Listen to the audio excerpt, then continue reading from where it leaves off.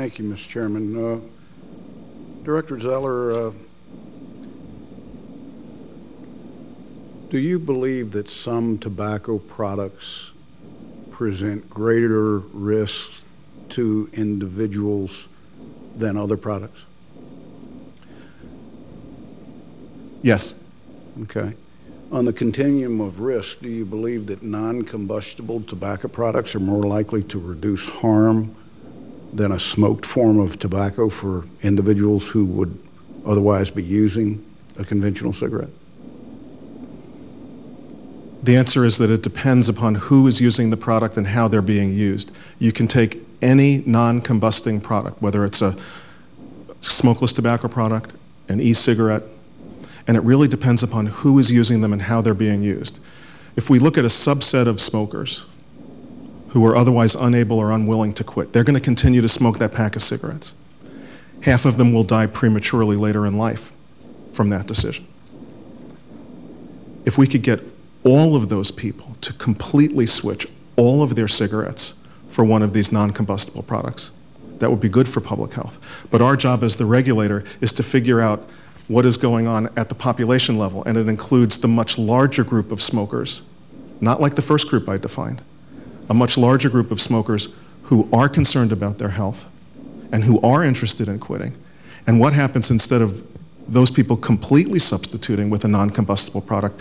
They start using both, and then along the way they wind up being less interested in quitting. Well, then we would say that might not be good for public health, and our job is to figure out what the net of all of those possible behaviors, including any initiation, which would not be good for public health, and then try to make regulatory policy on top of that. So, Mitch, for the adult that chose Nicorette 5 years ago, and they chewed the gum, and then they went out back and they had a cigarette, and they couldn't smoke at work, so they chewed the gum, and they went out back and had a cigarette. Does that mean that Nicorette's not a useful tool for that individual? It's only a useful tool if that individual uses it to quit? Yeah, I would absolutely concede that any of these products at an individual level can do good. What's challenging for all of us dealing with the law that you gave us the responsibility to implement and enforce is the decisions that we have to make are not going to be made about what might be good for the theoretical individual. We have to have regulatory science to support decisions that inform what's happening at a population level, and so we have to look at all the possible behaviors. If your trend line is this way, then the public health effect is better. You've got less people using combustible products. You've got more of those individuals that have either quit or they've gone to a reduced harm product that's good for public health. And let me just say for the record, CVS eliminated their cigarettes.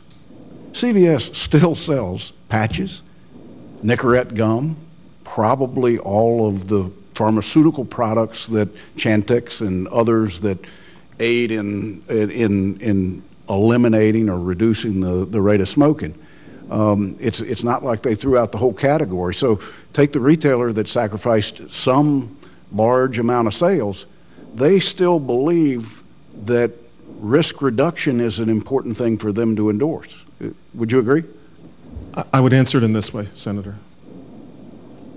The products that you're referring to have been approved by FDA as safe and effective medications, and they've been on the market for over 30 years.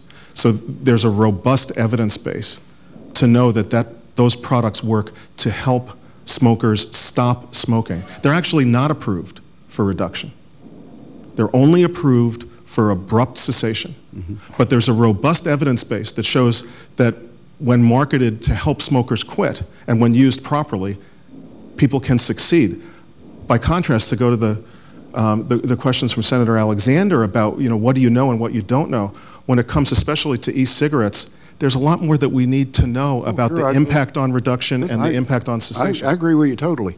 But can you point to any new innovation where we know right at the beginning everything about it and that we could come to an assessment? Now, I'm hopeful that through your studies you find this product is safe. We don't want an unsafe product out there that contributes to a different problem. But if you find that it's safe, are we going to say the same thing about e-cigarettes 10 years from now? Geez, the body of evidence says that this did a tremendous thing to moving people off of combustible tobacco products. Isn't that a good thing?